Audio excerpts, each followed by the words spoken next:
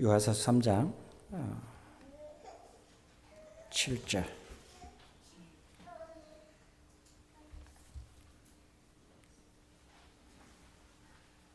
같이 읽겠습니다.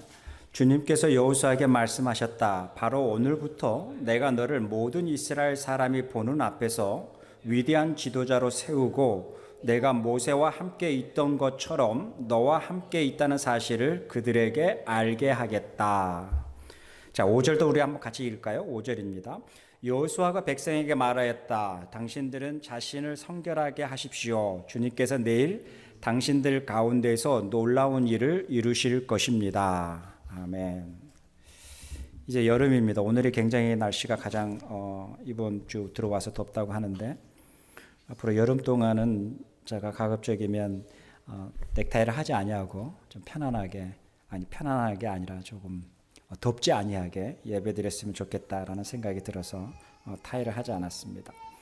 자, 우리가 여호수아를 계속적으로 보고 있는데요. 여호수아를 볼 때에 우리가 조금 그 배경, 그러니까 가나안 지역의 역사적인 배경들, 그 문화들을 조금 더 알면 우리가 성경을 이해하는 데에 많은 도움이 된다고 생각이 됩니다. 성경에는 우리가 어떤 역사적인 배경의 설명들이 아주 디테일하게 그 문헌이라든지 그러한 부분을 성경은 기록하고 있지 않습니다. 성경은 하나님의 의도와 목적은 그 역사의 어떤 기록의 목적이 아니라 하나님의 택하신 백성을 통해서 하나님이 어떻게 일하시고 그 백성들 속에서 하나님의 말씀이 어떻게 그들과 함께 했는가에 대한 것들을 보여주는 게 성경의 목적 중에 하나입니다. 그렇기 때문에 역사에 대한 부분들, 그 시대의 경제와 모든 어떤 종교적인 부분들을 알려고 하면 성경에서는 그것을 찾아볼 수가 없겠죠. 그래서 우리는 성경의 배경이라든지 그러한 부분을 조금 알고 성경을 접하면은 조금 더 이해가 깊어집니다. 하나 예를 들어서 우리가 몇 월 달인가요? 3월, 4월 달에 우리가 에스라 성경 그 큐티할 때에 보면 정말 황당무계한 사건이 벌어지지 않아요? 에스라 10장에 보면은 에스라가 그 이방인 여자들과 결혼하는 모든 사람들을 다 나오게 하고 그 아내들을 다시 본국으로 돌려보내게 하는 그런 걸 보면서 어떻게 저렇게 비인간적으로 저렇게 할 수가 있을까라고 의아하게 생각할 수 있지만 우리가 역사적인 배경을 전체적으로 이렇게 본다면 그 부분을 하나님은 어떠한 목적과 의도가 있다라는 것을 우리가 짐작하고 알 수가 있을 거라고 생각을 합니다. 성경도 마찬가지입니다. 그래서 성경은 우리에게 복 주는 책이 아닙니다. 만약에 경제적으로 부유하는 것이 목적이라 그런다면 경제학 책을 보면 되는 것이고 건강에 대한 복을 원한다면 건강에 관한 책을 보면 됩니다. 성경은 하나님이라는 분이 출연하시고 그 백성들과의 관계 속에서 역사라는 그 무대 속에서 어떻게 하나님 자신이 그들에게 드러내면서 참 하나님인가를 스스로가 변증하고 설명하는 그 가정의 책, 그 다음에 오늘 우리에게 주시는 메시지가 무엇인가를 볼 수 있는 책, 이것이 성경에 기록된 목적 중에 하나이기도 합니다. 자, 우리가 이제 여호수아를 보면서 이제는 가나안으로 진입하기 이전에 3장에 보면 여호수아가 가나안으로 들어가기 전에 3장과 4장에 보면 가나안에 진입하는 그 여호수아와 그 이스라엘 백성들이 어떠한 마음가짐을 가지고 있어야 되는가에 대한 설명을 하고 있습니다. 그런데요, 신명기에 지금 우리가 큐티를 하고 있지만 신명기에 보면 모세를 중심으로 가나안에 들어가서 너희들은 어떠한 일들을 경험하고 있으며 어떠한 일들을 경험할 것이며 그리고 그 가운데서 너희들이 여호와의 하나님만을 잘 섬기는 것이 가장 귀한 삶이다라는 것을 끊임없이 설명하고 있는 것이 신명기입니다. 그래서 신명기는 모세가 마지막에도 다시 이야기한 부분이지만 신명기의 가장 큰 중심은 뭐냐면 절대 너희들이 가나안에 들어가서, 그러니까 지금 이야기하면 가나안에 들어가서의 이야기죠. 가나안에 들어가서 너희들은 이러한 삶을 살아야 된다라고 이야기하고 있는 것이 신명기의 기록의 목적입니다. 그러기에 가나안에 진입하기 이전에 너희들이 가나안 안에서 어떠한 삶을 살아야 되며 가나안에서 살고 있는 그 다양한 민족들은 지금 현재 어떠한 삶을 살고 있기에 절대 너희들은 그것을 흠모하지도 말고 따라가지도 말며 광야에서 함께했던 여호와의 하나님의 말씀의 법 아래서 살아가는 연습을 40년 동안 했기 때문에 그 40년의 그 말씀 안에서의 그 삶을 가나안 지역 안에서도 동일하게 살아야 된다라고 전제를 가지고 설명하고 있는 게 신명기입니다. 그런데 신명기 후반에 보면 어떤 결론이 벌어지냐면 그렇지만 너희들은 그것이 무너지고 제약 가운데 있고 너희들이 다 흩어진다 할지라도 잊지 말아라. 무엇을 잊지 말아라? 여호와의 말씀을 기억하고 잊지 말아라 라고 이야기하는 게 신명기 전체적인 이야기입니다. 하나의 예를 들어서 제가 신명기를 조금 읽어드릴게요. 신명기 30장에 보면 이렇게 이야기합니다. 신명기 30장 11절 358페이지 같이 한번 찾아볼까요? 신명기 30장 11절 352페이지 11절입니다. 내가 오늘 당신들에게 내리는 이 명령은 당신들이 실천하기 어려운 것도 아니고 당신들의 능력이 미치지 못하는 것도 아닙니다. 이 명령은 하늘 위에 있는 것도 아니고 당신들은 누가 하늘에 올라가서 그 명령을 받았다가 우리가 그것을 듣고 지키도록 말하여 주라라고 할 것도 아닙니다. 또한 이 명령은 바다 건너에 있는 것도 아닙니다 라고 이야기하면서 이 명령에 대해서 이야기합니다. 이 명령은 뭐예요? 하나입니다. 여호와의 말씀의 법 앞에, 여호와의 말씀 앞에 어떻게 살아야 되는가에 대한 이야기입니다. 그러면 우리가 이렇게 생각할 수 있잖아요. 아니 그게 뭐가 어렵다고. 당연히 이스라엘 백성들은 여호와의 하나님만을 섬기고 있지, 여호와 하나님만을 의지하고 있지. 그런데 그들이 뭐가 어렵다고 가나안에 들어가서 그 신을 버리고 여호와 하나님의 신을 버리고 다른 이방 신을 섬길 수 있을까라고 의아할 수 있지만 그 일은 현실로 벌어지고 있는 것이 바로 여호수아의 이야기입니다. 자, 그렇다면 이 부분에 대한 역사적인 배경들을, 가나안 지역이 가지고 있는 역사적인 배경들을 우리가 조금 이해하면 그 가나안 지역이 가지고 있는 가나안이라는 이 국가가 다양한 도시 국가로 형성되어 있지만 얼마나 파워풀하고 얼마나 힘 있는 국가인가, 그리고 사람들에게 얼마나 많은 것에 충동을 주는 국가였는가를 우리가 한번 볼 수 있었으면 좋을 것 같습니다. 지금 우리가 보고 있던 3장 10절에 보면 가나안은 어떤 부족으로 이루어졌는가에 대해서 이야기합니다. 10장에 보면 가나안 족속, 헷 족속, 브리스 족속, 아모리 족속, 여부스 족속으로 그 가나안이 족속으로 구성이 되었다라고 이야기합니다. 그리고 그 가나안은 대표적인 도시들이 형성이 되어 있습니다. 여리고라든지 아이라든지 가이라든지 세겜이라든지 각 도시마다 도시국가로 형성이 되어 있고, 그리고 그 도시에는 왕이 있습니다. 그래서 그 왕이 있을 뿐만 아니라 가나안 지역은 지중해 중심에 있어서 해상무역뿐만 아니라 주중의 바람으로 말미암아 농사가 굉장히 수월하게 잘 되는 지역 가운데 하나입니다. 그러기에 거기는 지중해 중심으로 해상무역과 그 다음에 농사가 그들 중심의 그 어떤 주류를 이루고 있는 거죠. 그래서 그 도시국가는 풍성할 수밖에 없는 지역 가운데 하나이기도 합니다.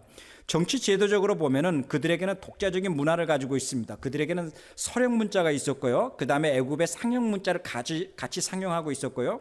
그리고 그들의 언어가 중심으로 해서 지중해 근처의 조그만 나라들이 그 언어를 그들의 언어의 기초가 될 수 있도록 만들었던 그러한 중심이 바로 가나안 지역의 중심의 문제였습니다. 그것뿐만 아니라 가나안 지역에 가지고 있는 그들의 종교적인 부분에는요, 어떠한 부분이 있냐면 거기에는 하나의 신화가 있습니다. 그 신화가 바알 신화라고 하는데, 문헌에 보면 거기 가나안에는 다산 종교, 쉽게 이야기하면 많은 것을 낳는 것, 그런 컬트가 있습니다. 그 다음에 또 다신교, 여러 신들이 많이 있는 그러한 다신교의 두 가지 부분을 가지고 있는데, 가나안의 그 신화에 보면은 이런 신화가 있습니다. 가나안에 보면은 가장 여러 신들 중에서 최고의 신을 엘이라고 했습니다. 이 엘은 어디서 출발됐는지 모르지만 이 신화는 모든 민족들이 가지고 있는 신화와 좀 비슷한 신화 중에 하나입니다.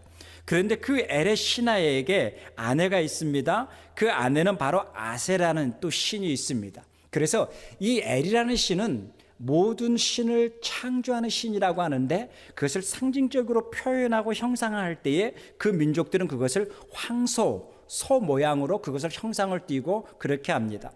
그리고 엘 신과 아세라 신이 많은 신들을 출산하게 되는데 한 70명을 출산한다고 합니다. 그 가운데에서 가장 힘 있는 신이 있는데 그것이 바로 바알 신.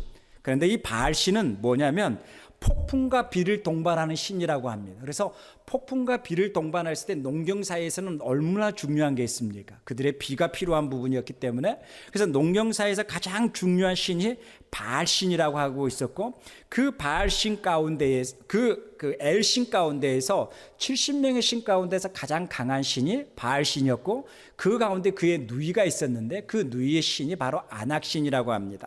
그런데 어느 날 이 바알신과 그 어둠의 죽음이라고 상징하고 있는 신이 있는데, 모트라는 신이 있는데 이 신이 둘이 전쟁을 했다고 합니다. 그래서 바알신이 죽었다고 전사했다고 합니다. 그 소식을 들은 안악신이 바로 그 누이죠. 안악신이 바로 모토하고 전쟁을 해서 모토를 죽이고, 그러고 난 다음에 얼마 있다가 바알신이 그 모토가 죽자마자 다시 살아났다고 합니다. 그래서 그 많은 가뭄 가운데에서 바알신이 다시 살아나서 비가 오고, 그래서 그 농경사에 풍요와 많은 수확을 얻었다라고 하죠. 그 가운데에 나왔던 신하가 이제는 바알과 안악이 있는데, 그 바로 상징적인 부분 속에서 바알과 안악이 결혼을 하게 되고 성적인 관계를 맺음으로 말미암아 그 지역 안에 농경사에 풍요를 주었다라고 해서, 그 신전 중심에는 항상 어떤 일들이 많이 있게 되냐면, 그 철이 되고 농사철이 되면 제사를 드리려고 하는 수많은 사람들은 바로 그 신을 접신했다고 하는 수많은 여자들을 통해서 성적인 관계를 맺게 되고, 그것을 관계를 맺고 나면은 그들은 바로 풍요를 얻는다라고 하는 그런 상징적인 제사의 문화가 있다라고 합니다. 그래서 가나안의 지역 안에 있는 바알 신화의 그 문화의 틀 속에서 보면은 신전 중심에 가지고 있는 그 문화 속에는 그 신을 접결했다고 하는 수많은 여자들이 그 중심의 문화를 이루고 있고, 그리고 그 신화의 문화를 이루고 있는 것은 수많은 여자들과 성적인 관계를 맺는 부분에서는 그 사회와 문화 속에서는 죄가 되지 아니한다라는 거죠. 쉽게 이야기하면 축복이 될 수 있는 거겠죠. 그래서 그들은 돌아가면서 이제는 우리에게 풍요를 준다라고 하는 그러한 부분 속에서 가지고 있는 그들의 종교적인 문화가 있습니다. 자, 이러한 문화 속에서 오직 여호와의 하나님만을 믿고 가고 있는 유대 백성들이 출현하게 됩니다. 생각해 보세요. 하나의 어떤 다신교적인 문화가 있었고, 다양한 신들 가운데서 강한 신이 누구냐라고 믿고 있는 바알 신의 중심에 있는 그 문화 속에서 가지고 있었고, 그 바알 신의 모든 신의 접신을 했다라고 하는 수많은 여자들이 있고, 그 주위에 신전 중심으로 있고, 그리고 그 여자와 관계를 맺으면 풍요를 얻는다라고 하는 그들의 문화와 가치관 속에 이제는 누가 출현하게 돼요? 이스라엘 백성들이 출현하게 됩니다. 그런데 이스라엘 백성들이 출현하고 난 다음에 굉장히 얼마나 많은 혼란이 벌어지겠어요. 그들은 오직 유일신인 여호와 하나님만을 믿고 있었고, 여호와 하나님만을 통해서만이 그들이 교육받았었고 훈련받았었고, 여호와 하나님만을 그들이 참신으로 기억하고 있었고 알고 있었고, 그리고 제사 드렸던 이스라엘 백성이 가나안에 진입했더니 어떤 일이 벌어져요? 그들이 생각했던 죄가 그 문화와 그 사회 가치관 속에는 죄가 되지 아니한다라는 겁니다. 그들이 생각했던 하나님의 말씀에서 멀리하라고 했던 그 부분이 그 사회와 제도 속에서는 그것이 어떠한 죄가 되지도 아니하고 정당성도 되고 합법화되는 그 모든 부분이 된 것이 그들 속에서 문화적인 충격이 벌어지는 거죠. 그때부터서 무너지기 시작합니다. 누가 무너질까요? 40년 동안 그 말씀 앞에 있었던 그 백성이 화려한 그 문명 속에서 광야에서 있었던 그러한 삶의 모습과는 비교되지 아니하는 그런 제사 문화와 제사 형태를 보면서 신에게 제사 드리는 것도 우리의 제사 방법과는 너무나 다른 모습을 보면서 왠지 우리가 드리는 그 하나님 앞의 제사는 초라한 제사, 힘이 없는 하나님처럼 느껴지고, 왠지 그들이 섬기고 있는 바알 신 앞에서의 제사는 화려하고 힘이 있는 것처럼 느껴지는 그 문화적인 충격들, 그 속에서 뭐예요? 이스라엘 백성들이 무너지기 시작을 합니다. 이것을 이미 여호와 하나님을 알고 있기에 신명기에서 끊임없이 모세를 통해서 다시 이야기하고 있는 거죠. 그것이 뭐예요? 바로 가나안에 진입하기 이전에 이스라엘 백성들의 정신적인 상태, 이스라엘 백성들의 영적인 상태, 그리고 가나안 지역 안에 있는 그런 종교와 문화적인 그 부분을 보면서 여호와의 하나님께서는 그것을 미리 아시고, 신명기에 보면 이미 몇십 년 전에 그것을 미리 아시고 그들에게 어떤 일이 벌어질까라는 것에 대해서 절대 그것을 흠모하지도 말고 따라하지도 말라고 하면서 그들을 교육하고 가르치는 하나님의 마음을 우리는 볼 수가 있다라는 것입니다. 가장 대표적인 걸로 오늘 아침에도 큐티에 나왔던 내용인데 한번 찾아보시겠습니다. 우리 신명기입니다.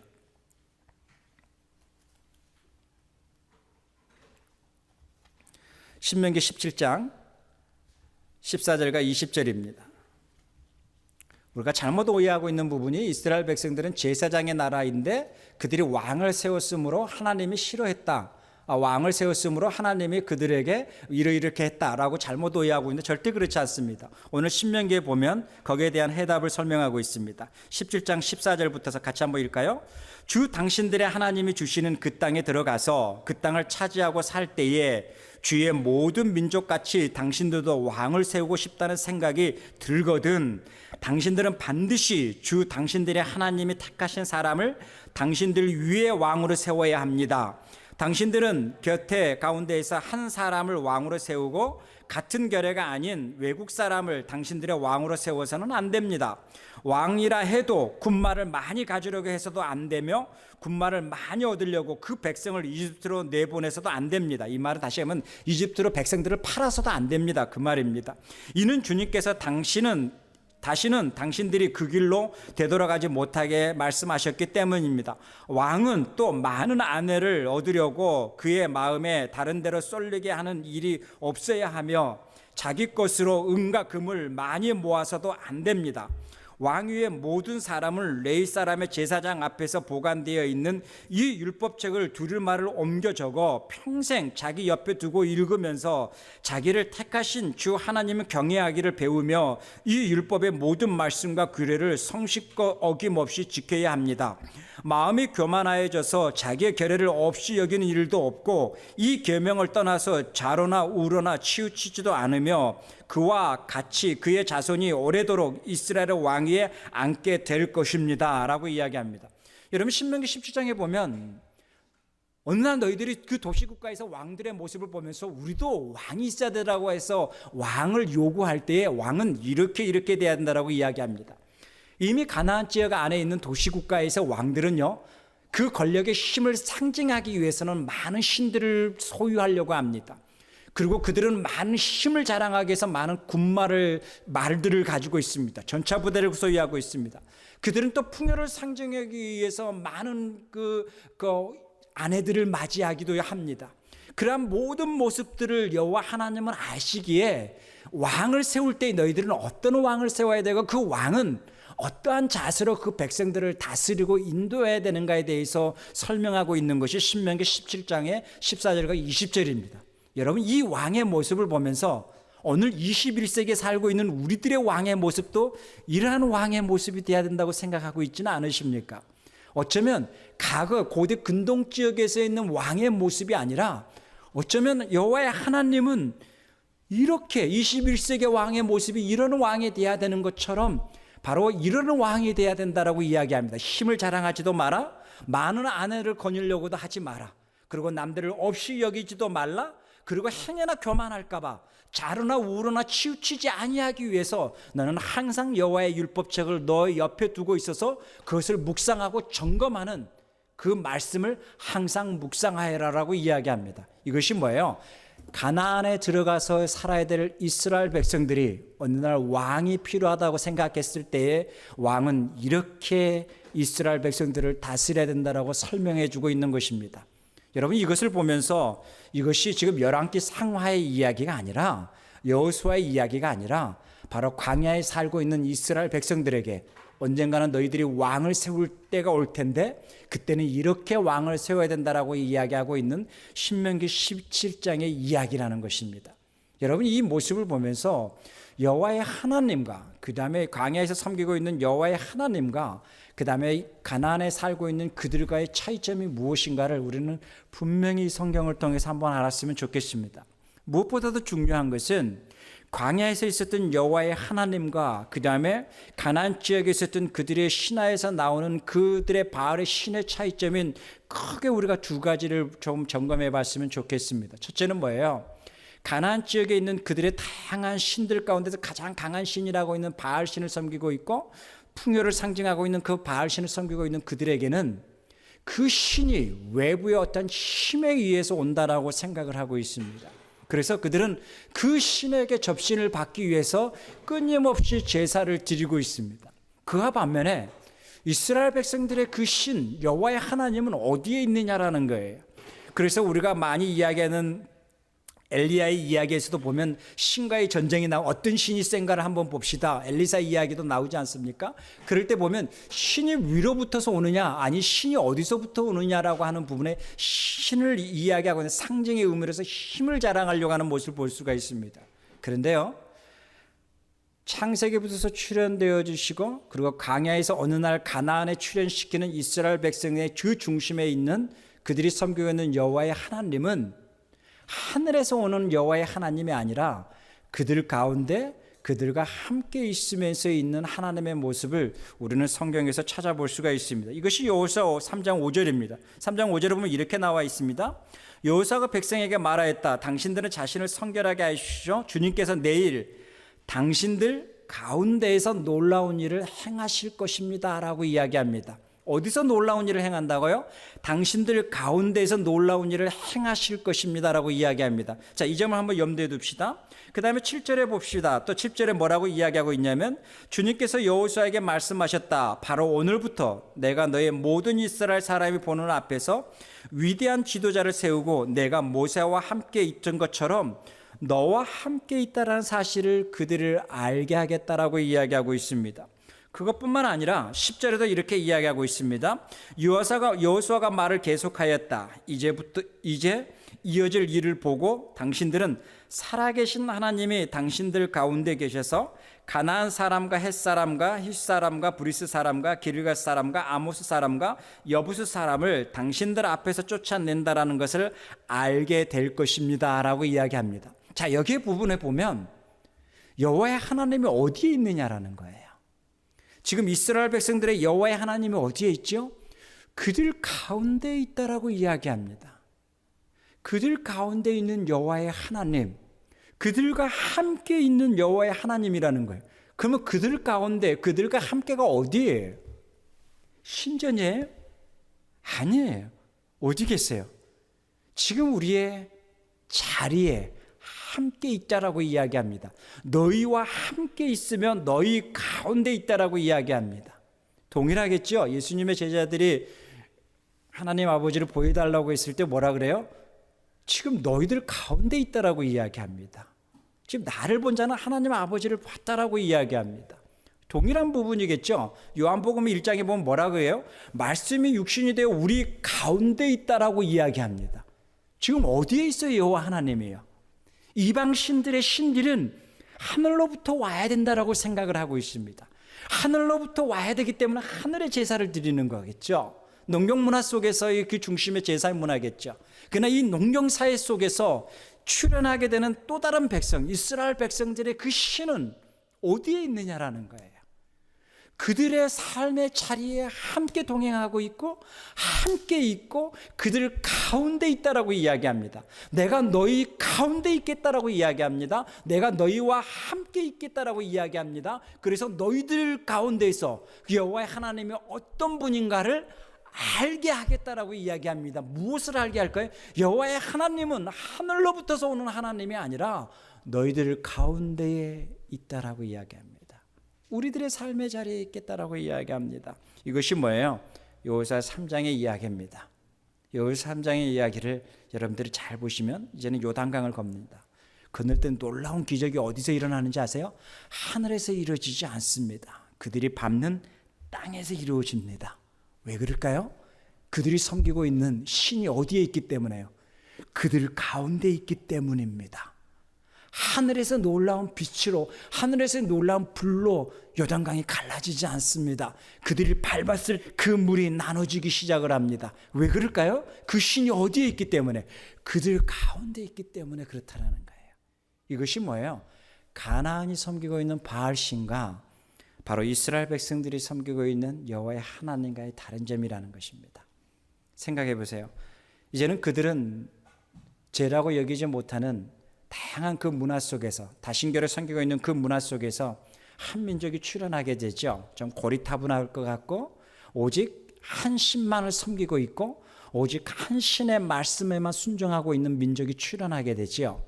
그리고 그 민족이 다양한 신을 섬기고 있고 화려한 문명 속에서 제사 문화를 지니고 있고 신전 문화를 이루고 있는 그 가나안에 진입하기 시작을 합니다. 그러면서요, 그 민족 또한 이스라엘 백성들을 보면서 문화적인 충격을 받았겠죠. 두 가지 모습이겠죠. 저들이 하나님이 무섭다라고 하는 두려움을 가지고 있은 이도 있었겠죠. 그 다음에 저들이 하나님이 참 신이다라고 고백하는 이들도 있었겠죠. 그와 반면에 이런 사람도 있지 않았겠어요?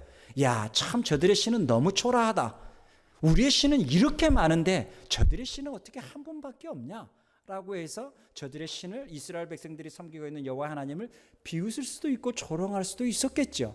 어쨌든 이러한 모든 부분 속에서 이스라엘 백성들이 가져야 될 마음의 자세는 여호와 하나님 앞에 정결하고 성결하게, 그 의미는 오직 나는 여호와의 말씀 앞에 집중하겠습니다라고 하는 그 자세임에도 불구하고 이스라엘 백성들이 가나안에 들어가서 어떠한 삶으로 바뀌었는가를 우리는 역사 속에서 많이 볼 수가 있다라는 거죠.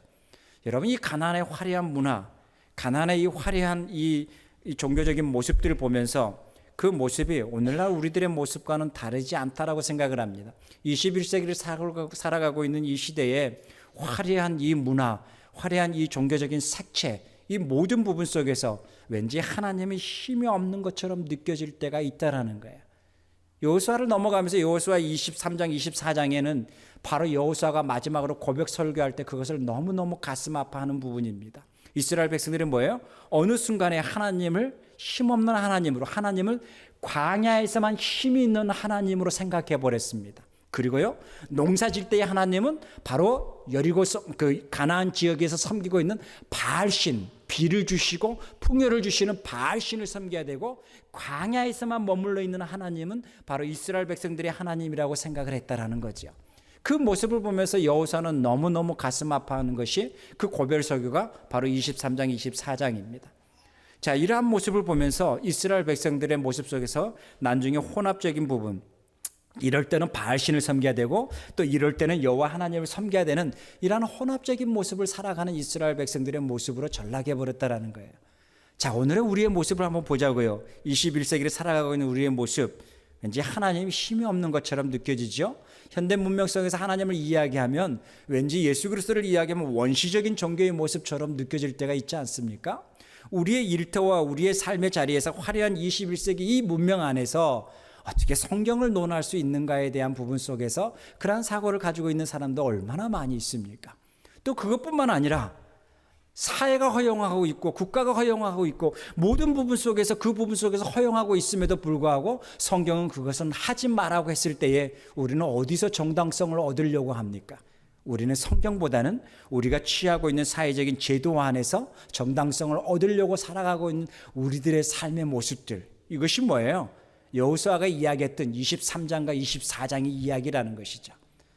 여호와 하나님은 이스라엘 백성들에게 이야기합니다. 너희들이 뭐예요? 그 여호와의 율법을, 그 말씀을 어디에 두라고요? 멀리 두르지 않냐고 신명기 17장의 이야기처럼 너희 옆에 두라고 이야기합니다. 신명기는 동일하게 이야기합니다. 여호와의 말씀을 너의 가슴에도 새기고 여호와의 말씀을 항상 기억하라고 이야기합니다. 왜 그럴까요? 라는 거예요. 이것이 율법이기 때문에? 아니에요. 율법의 가장 총체적인 것은 하나입니다. 여호와의 하나님을 의지하는 것이 율법의 출발이라는 것이죠. 그러기에 그 율법책을 두는 이유는 하나인 거죠. 내가 세상의 다양한 방법들과 세상의 다양한 문화들이 나를 엄습해 온다 할지라도 그 문화와 동떨어져서 외딴 곳에 살아가라는 것이 아니라 그 문화 속에서 나의 삶의 자세가, 나의 삶의 아이덴티티가, 이스라엘 백성들의 아이덴티티가 가나안이 되는 것이 아니라 가나안 속에서 하나님의 백성으로 살아야 될 그 아이덴티티를 잊지 말아야 되고 살아야 되는 것처럼 지금 21세기에 살고 있는 우리의 삶도 동일한 거겠죠. 우리가 하나님의 말씀을 내 옆에 두기를 즐거워하는 자, 하나님의 말씀이 내 거울이 되고 하나님의 말씀이 내 삶의 나침반 되기를 즐거워하는 자, 그 하나님 말씀은 힘이 없기 때문에 이럴 때는 힘 있는 어떤 것을 더 다르게 접근하고 의지하는 우리들의 삶의 자세가 아니라 이 하나님의 말씀은 교회에서만 힘 있는 것이 아니라 나의 일터에서, 나의 삶의 자리에서, 나의 공간에서도 동일하게 이 하나님은 여호와 하나님이라는 것입니다. 이것이 뭐예요? 이스라엘 백성들이 지켜야 될 첫 번째 율법이었음에도 불구하고 그들은 상실해 버렸다라는 것입니다. 우리가 여호수아를 보면서 우리가 잊지 말아야 될 교훈이 있죠. 그것이 뭐예요? 가나안의 문명처럼 이 땅의 이 문명 안에서 나는 지금 무엇을 취하고 있는가 한번 점검해 보자라는 거예요. 그래서 제가 질문지에 그렇게 이야기 3번에 보면 화려한 도시 문화 속에 살고 있는 우리에게 주는 말씀의 의미는 뭔가? 첫째, 내가 믿는 하나님은 초라하다. 현대 문명 속에서는 조금 맞지 않다. 둘째, 현대사회에서 죄가 아니라고 하는, 문제가 없다라고 하는 부분 속에서 성경이 우리를 불편하게 하고 있다. 성경은 그것을 우리를 죄라고 이야기하고 있다. 셋째, 하나님은 교회 공간에서만, 그리고 나의 직장과 사회 공간에서는 그것의 방식대로, 그것의 또 방식을 통하는 또 다른 신이 있다라고 믿고 있는 것. 그 결과 어떤 삶으로 되는 것인가, 그 결과 어떠한 삶의 결과가 나온가에 대해서는 살아봐야지요, 알죠 라고 우리가 답할 수 있겠지만, 그렇게 살아본 사람들의 교과서가 성경에 기록되어 있다는 것입니다. 여러분, 화려함도 중요합니다. 근데 요즘에 점진적으로 이제 너무 화려함이 이제는 시대를 많이 앞서다 보니까 그 화려함보다는 어떠한 삶이 가장 가치 있고 의미 있는 삶인가 이제 달라지는 거겠죠. 내가 어떻게 살아야 되는가에 대한 것이, 내가 어떠한 것을 소유하고 사는 것이 아니라 내가 어떠한 삶의 가치와 철학을 가지고 사는 것이 더 중요하겠죠. 그것이 바로 이스라엘 백성들에게 하나님이 주신 거였다라는 것입니다. 너희들은 좌로나 우로나 치우치지 아니하고, 설마 치우친다 할지라도 다시 말씀 앞으로 돌아와서 그 말씀 앞에서 나의 삶의 의미와 가치가 무엇인가를 알고 그 말씀을 묵상하면서 살아가는 것. 이것이 뭐예요? 하나님의 택하신 백성의 삶의 모습이 되어야 된다라고 이야기합니다. 여러분, 이 삶의 모습이 우리들의 삶의 모습이 되었으면 합니다. 오늘날 도시국가에 살아가고 있는 우리들의 삶의 모습이 바로 이스라엘 백성들이 광야에서 훈련받는 삶, 그 삶처럼 우리 또한 이 땅에서도 좌로나 우로나 치우칠 수 있지만, 그러한 가운데에도 다시 말씀 두기를 싫어하지 아니하고 말씀 두기를 즐거워하면서 우리의 삶을 다시 한번 점검해 볼 수 있는, 이 땅에서 거룩함을 추구할 수 있는 하나님의 사람으로서의 살기를 원합니다. 기도하겠습니다. 하나님 아버지, 감사합니다. 우리에게 은혜 주셔서 이스라엘 백성들의 교훈, 이스라엘 백성들의 이야기가 단순히 그냥 성경의 이야기가 아니라 오늘 살고 있는 우리들의 이야기며, 오늘 우리가 어떻게 살아야 되는가 하는 해답을 바로 이 성경을 통해서 다시 한번 발견할 수 있도록 하나님 축복해 주시기를 원합니다. 감사합니다. 예수님의 이름으로 기도하옵나이다. 아멘.